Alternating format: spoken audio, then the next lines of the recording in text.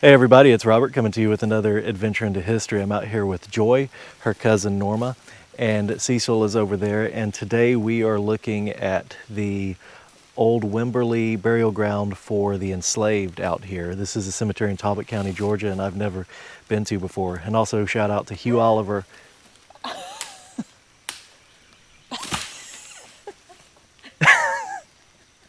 That's amazing. That was Nicely great. done. That was good, wasn't it? That was great. Amazing. It happened almost in slow motion too. I'm glad you weren't leaning on it too hard. It's good you weren't on that side. Yeah. Right? So also big shout out to Hugh Oliver for leading us here. You'll see him right now. And walk up that hill, and it's clean on that hill because the hardwood trees. I ain't been up there yet. Last time I was up there when she came over here, we was cutting that wood. Yeah. But there's a hill, and you'll see all the grave sites and everything. All right. Thank you, sir. It's before you get to that side, right out there, you turn to your right and go up a little hill. I see graves now. Do what? I see graves. I see an yeah. indention. Oh, and in there's the a fieldstone. headstone right there. Yeah. So there might be some rock markers at least. There's a grave. There's probably, There's a grave right there, and there's a grave right there. yes, there's gotta be. Two there. All right, so we're on top of the hill here, where the Wimberly burial ground for the enslaved are, and you can already see there are a bunch of indentions here. There's one right there. There's another one, and another one right here, and another one right here. There's also a box tomb in here. Well, before we get to that, let's point these two out. There's two big indentions right there, side by side. I think those actually show up very well on video. A lot of times they don't. There's another one here. Below it, there's another one and another one. But what's really interesting is this old box tomb right here. This is very unusual for to be found in a burial ground for people who were enslaved.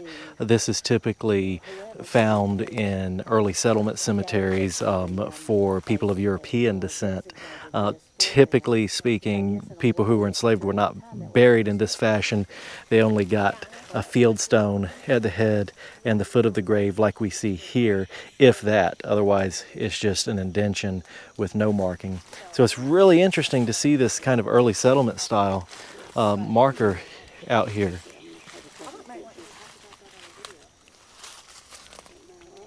So there's only one marked grave out here, and that is over here.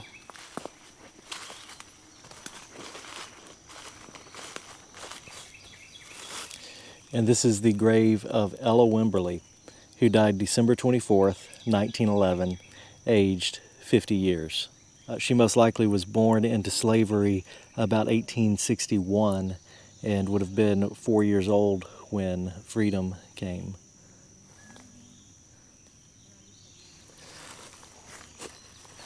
And she's the only marked grave here. There's actually a footstone for her right here. I don't know if there's going to be initials on it or not.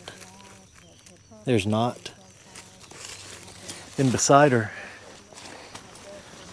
it's a large fieldstone.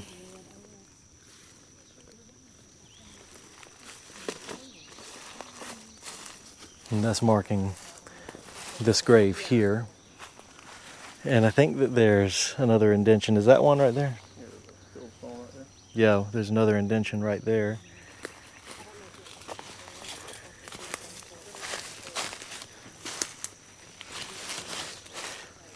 There's another grave here. You can see very clearly, and one behind it. And then let's go up the top of the hill here. Because in theory, the oldest burial should be on the top of the hill.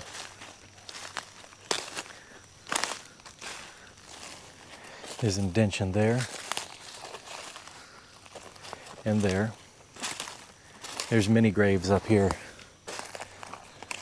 The indentions will be harder to see on camera, of course, but there's one there. There's one there. This is the grave of a child. You can see a fieldstone there, a fieldstone there. Another child here, fieldstone there. And there you can tell because of how short the graves are.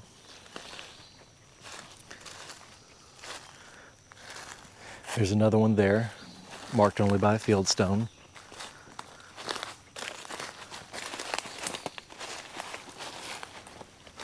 And then here's another fieldstone marking a grave here.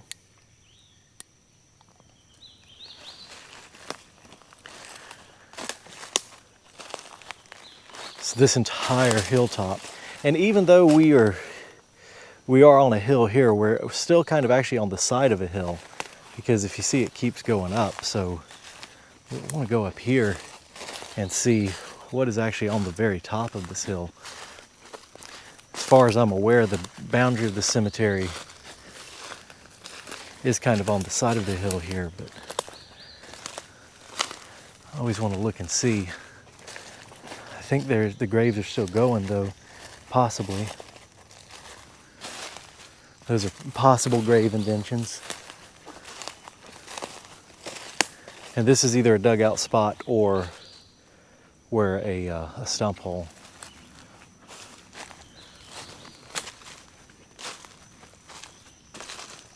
All the land around this has been timbered, as we often see,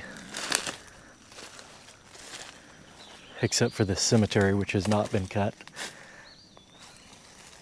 But this area looks like it was timbered, and I'm not seeing any immediate signs of anything up here.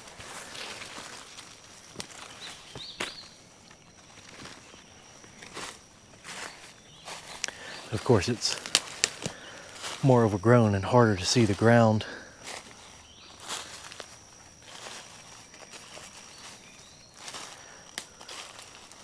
But this is the highest point on this hill. And typically speaking, in old cemeteries, the graves are on the highest point of the hill. That's where you find the cemetery. Of course, as we've seen in many cases of African American burials of this time period, particularly burials of people who were enslaved, they're often more on the side of the hill rather than on the top of the hill. And I don't see anything else on the top.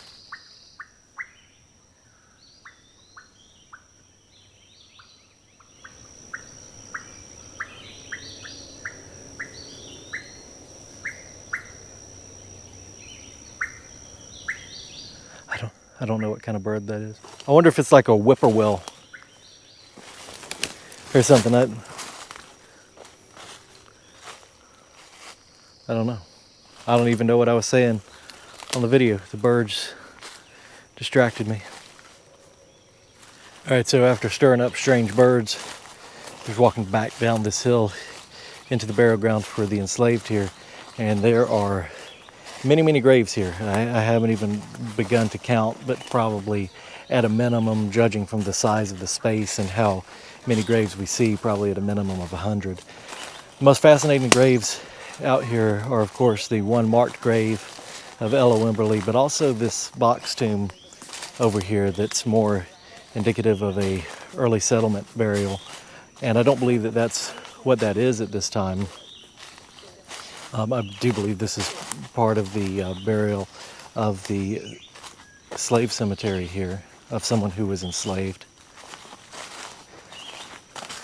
And I think it was an early burial, but they got a very nice burial for some reason. It's kind of a mystery here. And I even asked Cecil, and he said that he has never seen a box tomb like this that was the grave of somebody who was enslaved. So kind of a mystery. Very nice grave here.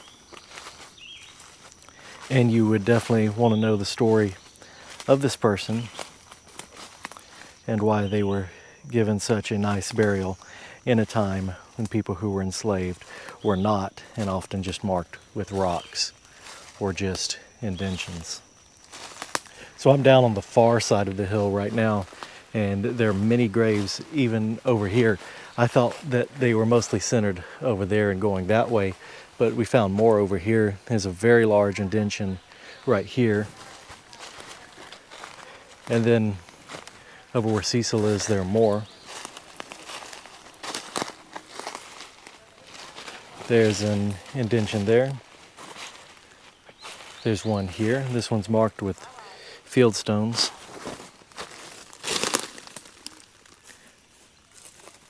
Some of these look like they're engraved until you put the light on them. I thought that one was. And this is a row right here. Let me see, I'll walk over here and we'll come down the row.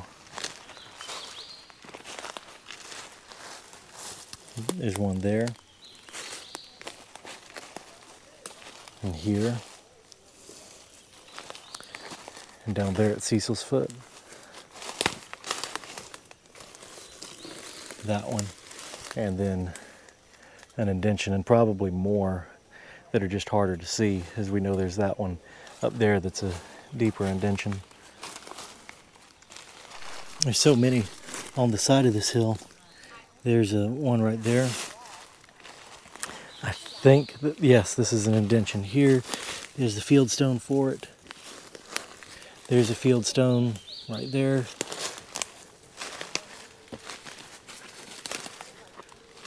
As we go back up this hill, there's another collection of rock.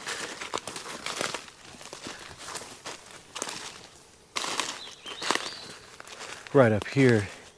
And this, it's hard to say, but this looks like it would be marking just a little baby's grave or something like that. You see how small this one is, but it's stacked rock. There are so many of these burial grounds lost in the woods. We've documented another one, and there are many, many more out here, and that's just in one county. People often ask why Georgia has so many lost cemeteries, and it's not just Georgia. These sites are all over in the South. Some of them have been destroyed, others are still existing and protected, like this one has been. So I hope you guys have enjoyed this video. Don't forget to like, share, and subscribe, and we will see you next time on another adventure into history.